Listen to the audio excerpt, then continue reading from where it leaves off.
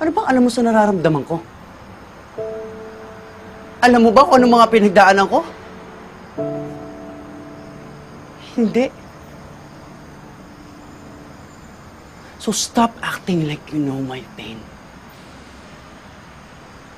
Stop acting like you own it. Pwede mo sabihin sa akin kung kailan ako mag-move on.